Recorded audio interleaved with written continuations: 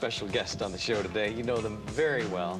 They've been here several times through the years. Of course, as New Edition, and then later as BBD. They're here today as BBD. Oh, Bell Biv DeVoe. What's up? What's up, man? All right, man. Good to see y'all, man. Good to be back. Good to be back, Back with a new album. Oh yeah, Hootie Mac. That we're really gonna get this time, For right? real this time. Now, what happened? I mean, the last time you came with the single "Gangster," and then, I mean, that was it. Hit on radio, and then we never heard anything else. Well, honestly, we weren't ready at the time. We weren't really ready at the time we put the single out. We were being rushed by the record company to come with something, try to make it out before the holidays and stuff like that. And when we were in mastering, you know, getting ready to put it on wax, we were listening to it, and it didn't really sound right to us. Some of the mixes, you know. And then we were having problems with sampling and stuff like that, so we could either go in and take the samples off or do the songs over. And so what we did was decide to just go and do them over and fix whatever problems we had. And I don't think we were together mentally either, right, as a group, you know. What do you mean? You know, just, you know, because in putting the album together, we were all doing side projects, you know, which kind of distracted us and, you know, kind of took us away. You know, Mike was doing his thing, Ron and I were working on mental productions, and we weren't together mentally as a group. We just was kind of like a business. We would go in the studio when we had time. You know, we never really sat down and vibed together like we did on the first album. So we had a lot of things we had to get together before we came back out as a group, you know. Now, how did y'all recognize that? I mean, was it just collectively, or was it when you listened? So then you knew that those elements were missing, that you weren't together mentally? Well, it was when we listened and we could just feel the vibe that we weren't as close as we were, you know, during the first album, you know. We just weren't spending enough time together, you know. We only got together when we absolutely had to. Right. You know, other than that, you know, everyone was off doing their own thing, and we knew that we couldn't come back out. We couldn't let people see us like that. Yeah. You know, if we weren't, you know, really close like how we should be, you know. And it wasn't on purpose. We just had so many different other obligations because, you know, as businessmen, we're also trying to take it to the next level. We realize that, you know, we're not going to be jumping around on stage for the rest of our life, so we're trying to set up the next half of our lives. So it was kind of confusing, you know, for a while there in 1992, but we pulled it back together, and we're just ready to wreck shop in 93. Yep, we're back. We went through a whole lot, but, you know, we're here. Yeah, but you know what I admire is that you guys were able to recognize that. You know, I mean, to know it without anyone having to pull your coat saying, hey, this is not in pocket. Now, would the record company have just gone on and done it? I mean, because they're generally geared towards record sales, so they got a BBD album, they know it's going to sell a certain amount of units anyway.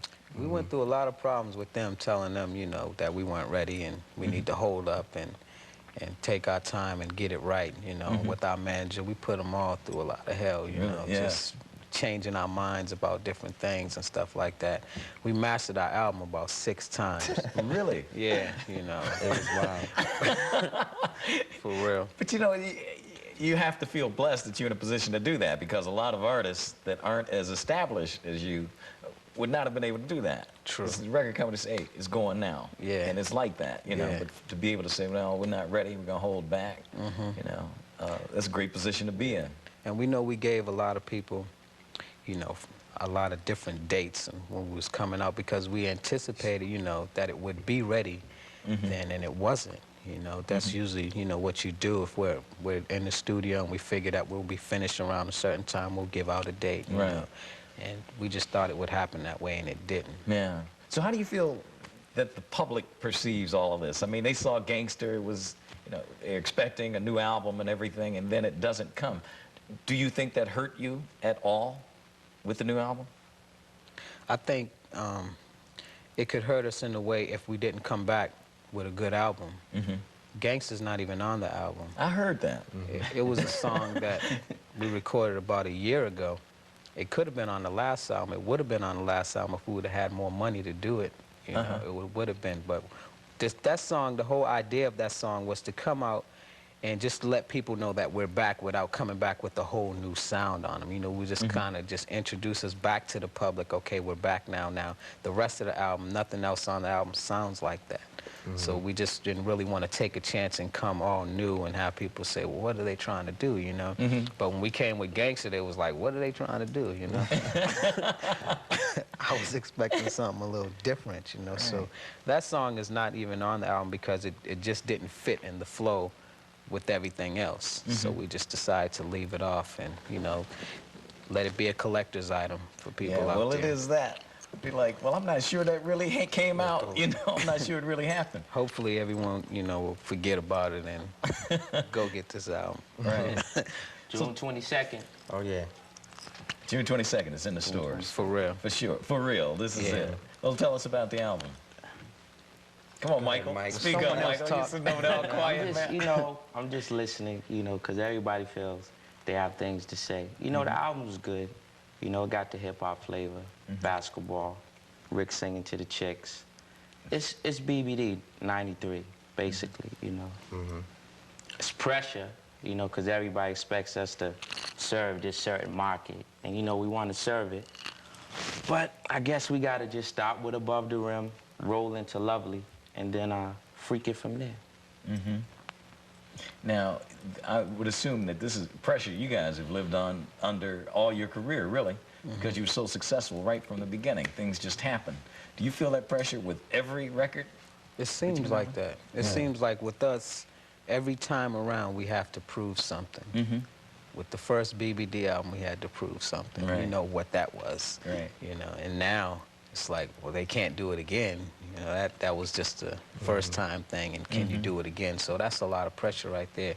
But all we did was just take our time, and if it sounded good to us, then that's the best we could do. We just put our best into it and go with that, and if we do that, then we feel like we can't fail that way. Right. You know, so. All right.